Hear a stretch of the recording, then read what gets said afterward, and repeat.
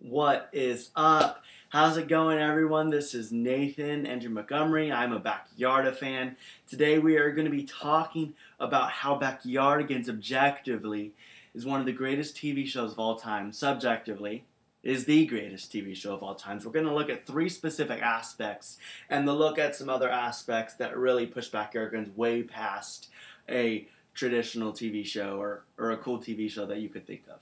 Alright, so these three aspects is complex characters. We're looking at the characters' depth and their development throughout the series. Two, we're going to look at the setting. We're going to look at where these adventures are located, at least throw some out there, and talk about how this setting is phenomenal. And from an animated perspective, we're going to go ahead and look at how we're going to go ahead and look at how the animation and how deep the setting is. And then last, we're going to look at the plot. We're going to look at the 5-point plot process and how most of these episodes really meet that in a real way. And then after these three aspects, we are going to go ahead and we're going to look, you guys ready for this, at their music, which potentially is the greatest characteristic of the Backyardigans. And I think this, honestly, this within itself basically puts Backyardigans on top of the world. On top of the world, on top of the world. Okay, I can't really sing that well, but I love the music. Anyway, so let's go ahead and get started. First, we're going to talk about the character and their development. So we see these 5 characters. We see Uniqua, Tyrone, Tasha, Pablo, Austin, whatever order you want to put them in. A lot of people try to put them in the order of the theme song. But when I hear people try to sing the theme song, they get their order mixed up. So I'm just going to say them in any way, because honestly, they're all fully valuable. And they're all fully enriching with their character. So let's just cover where they're at, what the depth of their characters hold, and the development. And so I'm going to start with Austin. Austin is very intriguing to me because I feel like personally I relate mostly to him. A lot of people say, "Oh, Nathan, you're so outgoing. You're not Austin," or I don't know if I tell them about the Backyardigans in Austin, but they say, "Oh, you're so outgoing. You're not really that shy." But I really relate to Austin in Castaways, and the fact that he's shy but really wants to help, and he's willing to kind of give up so much of himself to help. I feel like that's me, to be very, very honest with you.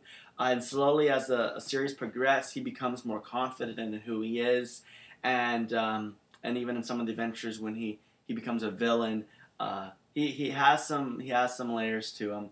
I mean, you look at Robin Hood the Clean when he became a villain. He's prideful, honestly, as a villain. You know, he has those evil characteristics, but you can tell that he's like, this is what I want, and I'm going to enforce this. So to see him progress from where he was in Castaways, even though that was about halfway through the first season, to where he became in the 3rd season, you really see this place of growth. I would love to go so much more in detail, and I probably will in further videos. Let's go to Pablo, actually. Pablo, for some, is the face of the Backyardigans. He has only missed one episode, Chichen Eats a Pizza, which is still a great episode because it's the Backyardigans. Pablo is, I would call him jumpy, energetic, happy, excited. I think he's really cool in everything that he does, in most things that he does. In the very beginning, he was a little bit, I would say, a little bit too excitable. Like, he got excited about a lot of things, and then, of course, we see his freakouts. He freaked out about a lot of simple things. Everyone else had to really calm him down. I remember most Tyrone probably calmed him down, which I'm excited to talk about Tyrone. But Pablo got super excited, super excitable. But as you move on, you go to International Super Spy, and you see him super chill, super mature, stepping up to the plate, doing his role and his position. And when you get, to season 3 and 4, he knows who he is. He knows what he needs to do, and it's not like he doesn't freak out anymore, or he's at the place where he needs to be. He's continuously progressing. And I would like to point out before I go further, as I remember this, that the Backyardigans series does not just give 100% straight character development, like you progress from here to here. For me, the way I see it is more going throughout the seasons, especially for Tasha, which we're about to talk about in a second. But that from season 1, this is their general character. As they go to season 4, general character. And the things I've stated now isn't everything, and some stuff I might be off on, so please comment, tell me what I'm saying wrong. This is what I've perceived from watching it the past few years. So I really appreciate Pablo. Tasha. Tasha is interesting. I try not to give her too much hate, but at the same time, it's really easy to hate her. Or hate is a strong word. It's really easy to dislike her. In the first season, season 1 especially, season 2 as well, but she begins to have more and more redeemable moments and redeemable episodes that really create her as a character. I think there is a little bit of Tasha in all of us, where we're just tired of the immaturity of other people, and that makes us become immature. Tasha really loved being bossy. You even see that from the very beginning of the season in the Yeti, where she's saying, oh, the Yeti's not real. The rest of you guys are being super childish. Come on. And even if she was right, which I'm not going to give a spoiler alert to that episode. You got to see it for yourself. Even if she was right, that doesn't give her right to have the attitude about it, you know? So being able to see her give that perspective, give that attitude, and then further on you see a giant problem in season 2 where she begins to really just be happy, you know? She begins to enjoy life more, and she's almost carefree, as you see in that episode, which is great music, by the way. It's like 80s rock and roll. A lot of fun. So Tasha really begins to progress. Season 2 as well. She's an international super spy, a great help to Pablo. And then she's actually the leader of a factory in For the Love of Socks in season 4. And you see Tasha really come out in that place of being a leader as it should be and not as she wants to be. Oh man, there's so many more things to talk about these characters. Anyway, Tyrone. Tyrone's great. I love him.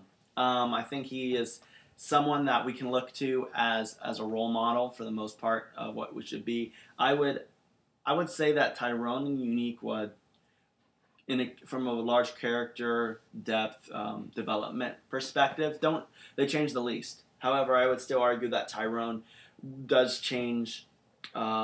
He does walk out of some insecurities that he holds. I think Tyrone, believe it or not, is fearful. He loves being chill. You see it in the first season. He's throwing his hands in his pockets. Yes, he has pockets. All right, go ahead and I think watch the Yeti. That's where he has his hands in his pockets, and a few other episodes I can't think of right now. But he's super chill. Yet there are times like in Scared of You where he's just scared, and he needs to be brave. And I think you also see that in Knights Are Brave and Strong, where he's just kind of fearful, and he needs to get over that. So that's pretty cool. And then but you still see his mature side, him just stepping up to the plate and doing what he needs to do. I love Pablo and the Acorns. Tyrone's just great help to help mentor Pablo in that process, to really initiate him into the Acorns, him along with Austin and Tasha. So I love him. Uniqua, I think she is potentially the most, I don't want to say stagnant. That's like so disrespectful because it's a positive thing. I think she's the most reliable character in the whole series. Not only is she only voiced by 3 people, but her character itself remains enthusiastic, charismatic.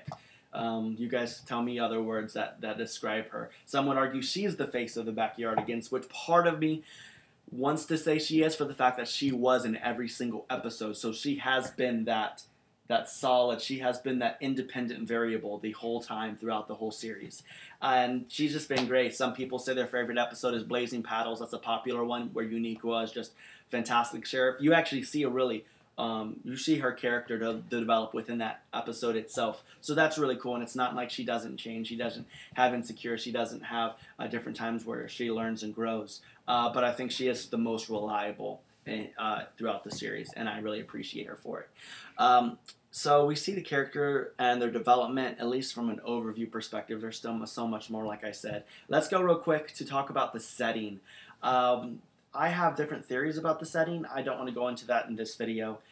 But the Backyardigans go on all these adventures, all these different places, and looking at the setting and how they diversify the geographical area, the terrain, the background, the colors, it's just absolutely incredible. And they go to different places that aren't specifically said, but I would like to point out some places they call out that is on the world's map. You have Moscow, Russia. They sang about going to Ukraine. They talk about being in France and going to Istanbul. They talk about being in Tibet. They talk about being in Japan. I think they're in South Dakota twice.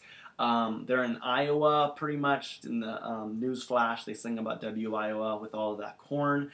They go to Texas. one of my favorite places is they go to Cheyenne to surprise Herman. I won't go further into that episode. They go to a lot of different really neat places. I don't know where Pablo and the Acorns is at. You have Big Dipper Dino where they're in space, and as well in Pablo and the Acorns they're in space for part of it. You have Los Galacticos where they're in space, and you have Garbage Trek.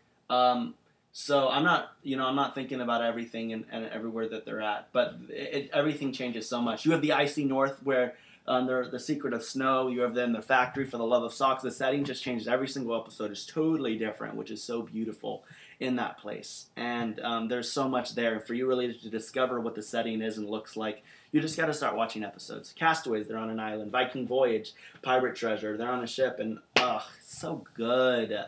Oh, and Amazing Splashinis. I love it. Amazing Splashinis. They're in a water park, which I kind of said myself that they could basically make a TV series out of that. All right. Moving on from setting, let's talk about the plot line. I've kind of mentioned plots and what that would look like. I'm trying to figure out where we should start. Let's look at Castaways. Castaways is one of my favorite episodes. It is very slow. It is very, I don't know if dry is the right word.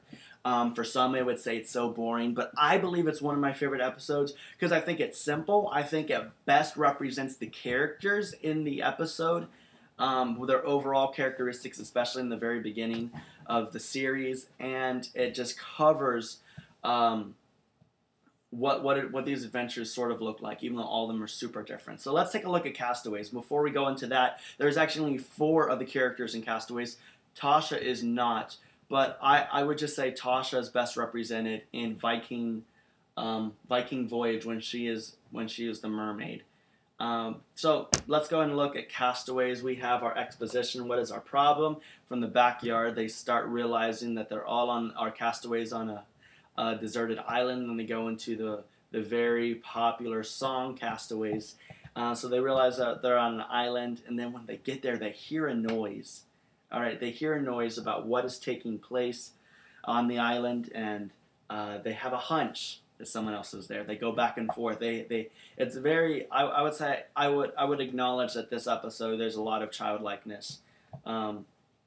Which isn't necessarily bad. I think there's a little bit of ignorance there from the 3 castaways, Pablo, Tyrone, and Tasha. Not Tasha. I apologize. Pablo, Tyrone, and Uniqua. Those are the 3 known castaways at that moment. And then later you come out and find that there's Austin. So they find out that there's something on the island. They have to figure out what it is. They get to this place where they're trying to build a hut, where they're trying to get rocks for a stepping stone. They're trying to get sticks to be able to build the hut, leaves for the roof, and then they come to a place and what do they need? They needed sticks, they needed leaves, and they needed vines. Yeah, they needed vines. And Austin was there for all of it to get it for him super fast, which comes to another theory about Austin, but I'm not going to get into that. So he helps them. They get to the hut, and then the climax takes place, and they find out that there was a guy there helping them out. They follow a rope kind of around the island. They get back to their hut, and they hear someone blowing up their deflated rubber boat, which is my favorite part about the Castaway song when Tyrone sings that, I think verse 3 of Castaways. So Austin gives them the boat, and then they go home and they have applesauce. But it emotionally takes you there if you're willing to be emotionally driven throughout an episode. And that's just one example about the whole climax, the whole plot line of the story. And that takes place in almost all of them, especially when you go into the double features, Tale of the Mighty Knights, International Super Spy, and Robot Rampage. You really see a full plot line take place because you have a double feature of 40 minutes. Now, let's get into the actual good stuff. No, I'm just joking. All that stuff is incredible, and I love it and appreciate it. The really extra good stuff is the music. The music. I don't know where to start. I've mentioned a couple, or at least I mentioned, in Castaways, they play bossa nova music. In A Giant Problem, they play 80s rock and roll. In one of the better episodes, Samurai Pie, they play spaghetti western music. So in technically 77 different episodes, even though the 3 double features make it towards like 80 episodes in time length, there's a different genre of music. You have, like I said, spaghetti western, bossa nova. You have ragtime music in a Catch That Train. You have classical, you have jazz, you have 1920s, you have 1960s girls rock group. You have Nigerian pop.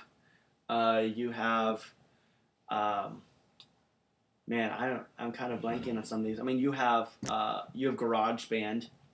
And you have you have alternative rock and Elephant on the Run. There's just so many. You go to backyardigans.wikia.com and you can find out all the genres for all the different episodes, and it's just absolutely incredible.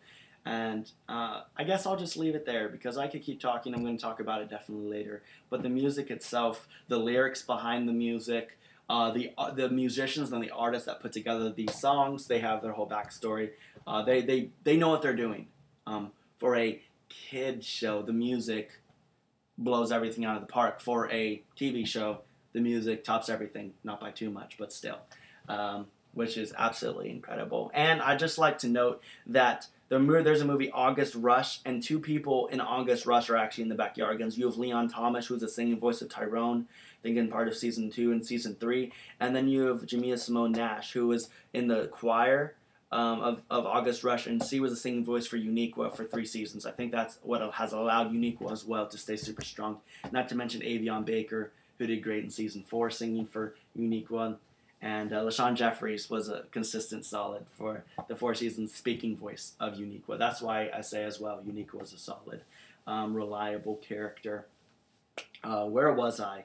Music. The lyrics are amazing. They talk about playing water polo with manatees. They talk about loving dolphins. They do parody songs. They create their own music. I've been trying to do covers of some of their songs. It's just a beautiful thing, and I really appreciate for it.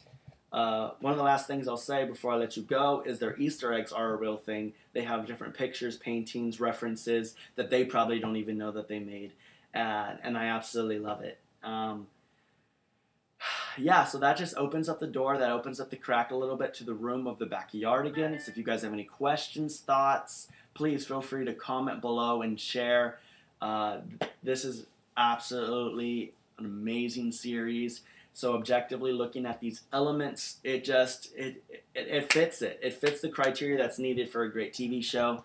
And then I would say music puts it overboard. So subjectively, from my perspective, greatest TV show of all times. Objectively, it at least is up there as one of the best TV shows. So please tell me what you guys think. I really would appreciate it. Thank you guys for listening. For those who have listened this far, you probably like this content. So I encourage you to go ahead and subscribe, listen for more. Please give recommendations on more content, what we should talk about, what theories we should cover, what episodes we should look at, because they are all absolutely fantastic.